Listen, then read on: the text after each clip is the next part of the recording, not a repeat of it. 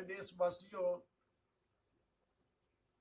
भारतीय लोकतंत्र को मौजूदा चुनाव प्रणाली से दरपेश खतरे तथा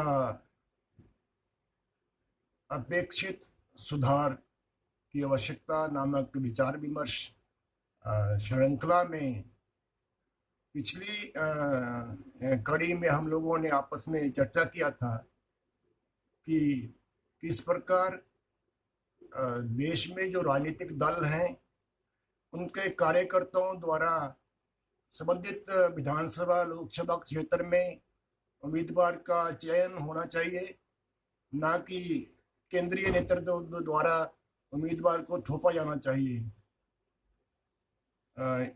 और ये भी चर्चा हुई थी कि किस प्रकार राजनीतिक दल जो हैं वो अलग मत की सरकारें रही है हमारे देश में। ये भी चर्चा किया कि किस प्रकार राजनीतिक दल जाति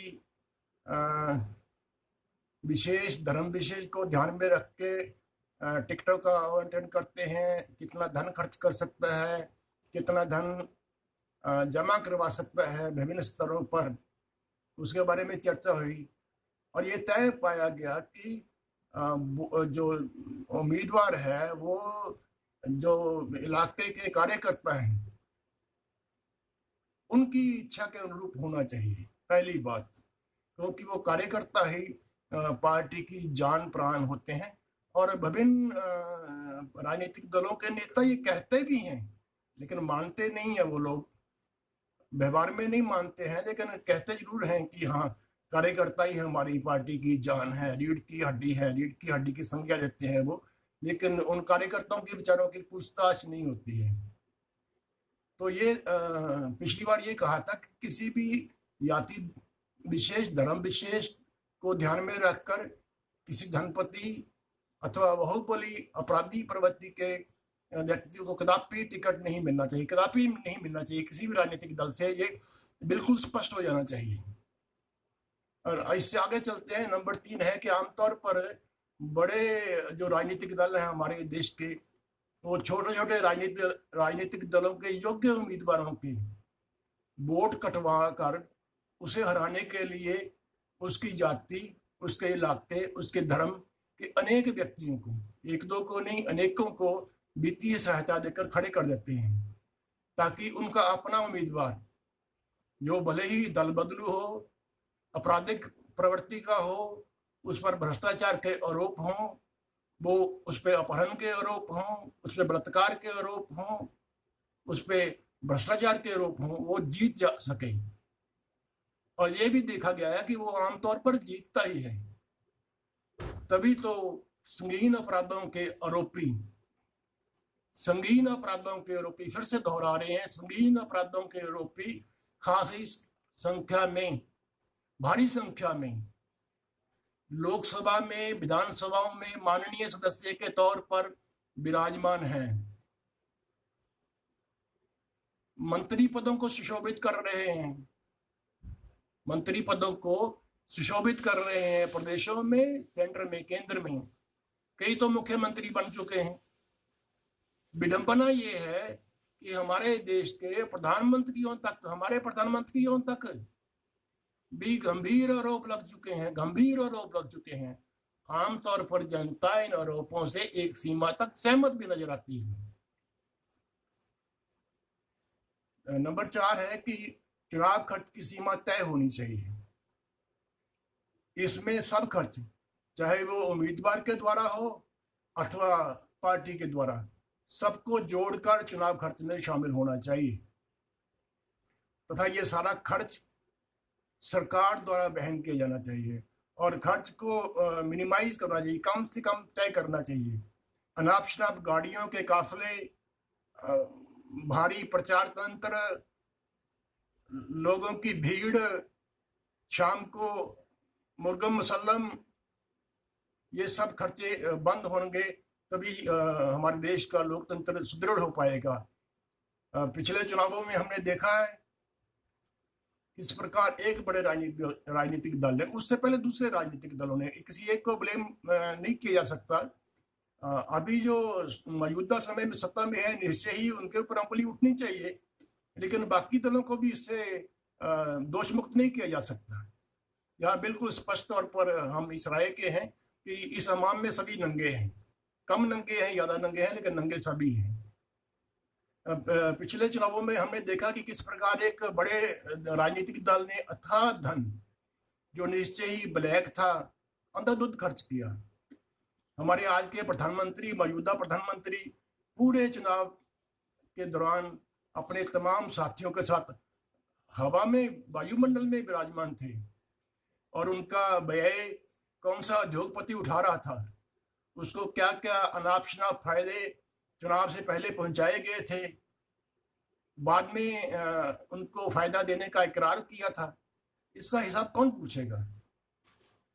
इन हालात में अगर कोई ईमानदार व्यक्ति, दल सफेद दंड से जनता से चंदा इकट्ठा करके चुनाव लड़ना चाहे तो उसके लिए यह दुस्वप्न ही होगा।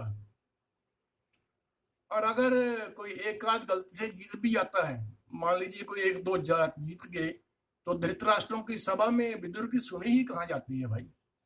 नहीं सुनी जाती, विदुर की कहाँ सुनी जाती है। टीवी नंबर 5 है कि टीवी, समाचार पत्रों, सोशल मीडिया पर चंद धनवान परिवारों का आधिपत्य होने तथा पेड न्यूज के चलते साधारण ईमानदार उम्मीदवार को पहले ही दौर में चुनाव की दौड़ से बाहर कर दिया जाता है। इसलिए इस प्रकार के प्रचार माध्यमों पर सबको एक समान अवसर मिलना सुनिश्चित करना लोकतंत्र बचाने के लिए और पहला कदम होगा। निजी स्वार्थों से प्रेरित अनाप शनाप चुनाव पूर्व सर्वेक्षणों, अनुमानों पर रोक लगनी चाहिए। पेड न्यूज को रोकना अति आवश्यक है। नंबर 6, चुनाव योग में, चुनाव घोषणा पत्र में तथा आम सभाओं में असत्य बोलकर, मिथ्या बोलकर अथवा उन्माद फैलाकर जनता को भ्रमित कर वोट हासिल करने की परंपरा पर तत्काल प्रभाव से रोक लगनी चाहिए। बंद होना चाहिए ये सब ड्रामेबाजी। पिछले चुनावों में प्रधानमंत्री ने, जो 1914 के चुनाव थे उनकी बात कर रहा हूं, जनता को 15-15 लाख देने का गलत वायदा करके वोट हथिया लिए तथा बाद में उनके राष्ट्रीय अध्यक्ष ने जुमला कहकर, अपने ही प्रधानमंत्री के वचनों को जुमला बताकर उन प्रधानमंत्री जी को असत्यवादी होने का प्रमाण पत्र दे दिया। इतनी गंभीर बात है। हम कह दें कि वो तो ऐसे ही बात कर रहा था, तो झूठ बोल रहा था, मिथ्या बोल रहा था। और हमारे देश के प्रधानमंत्री, जिनके लिए हमारे मनों में बहुत आदर सत्कार है, होना भी चाहिए, हमारे प्रधानमंत्री है, निर्वाचित हैं, उनको ये कहना कि वो ऐसे ही बोल रहे थे, जुमला बोल रहे थे, गंभीर विषय है। इस पे गंभीरता से सोच विचार देश की जनता को, सुहृद जनता को करनी चाहिए। इसी प्रकार राम बनाम, फिर राम क्या गया, एक शब्द काट देता हूं, का घोष करने वाली माननीय मंत्री साध्वी जी के पक्ष में खेद याचना के साथ स्वयं प्रधानमंत्री जी को लोकसभा में बयान देना पड़ा संसद में। बेशक ये बयान भी अनेक शंकाओं को जन्म देता है, इसलिए चुनावों में जारी घोषणा पत्रों, भाषणों में किए वायदों को धरातल पर उतारना चाहिए, अन्यथा इन सबको जनता को भरमाकर वोटों की ठगी मारने के रूप में केस चलाकर जेल में बंद करना चाहिए। भारतीय लोकतंत्र को पक्के तौर पर इन चंद बुराइयों से खतरा है। अगर इसी तरह चलता रहा तो जनवादी व्यवस्था के अस्तित्व का बचा रहना ही संदेहास्पद हो जाएगा। इस प्रकार आज भारतीय लोकतंत्र को बचाने के लिए बहुत सारे सुधारों की आवश्यकता है। उनमें चंद सुधारों का वर्णन हम आगे की वीडियो में करने का प्रयास करेंगे। अगर ये सुधार नहीं हुए तो ये तय है कि अभी तो 50% से कम है, वो दिन दूर नहीं रहेंगे जब लोकसभाओं में, विधानसभाओं में, नीचे के स्तर पर ऐसे ही बलात्कारी, अपहरणकर्ता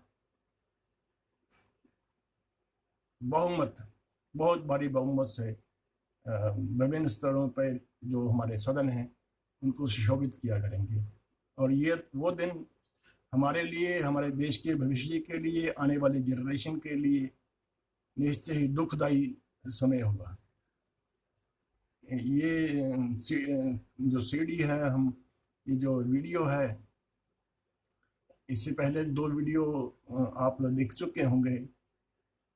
तीसरा एक वीडियो ये है, और एक वीडियो हम और आपकी सेवा में प्रस्तुत करने की अनुमति आपसे अग्रिम तौर पर लेना चाहते हैं।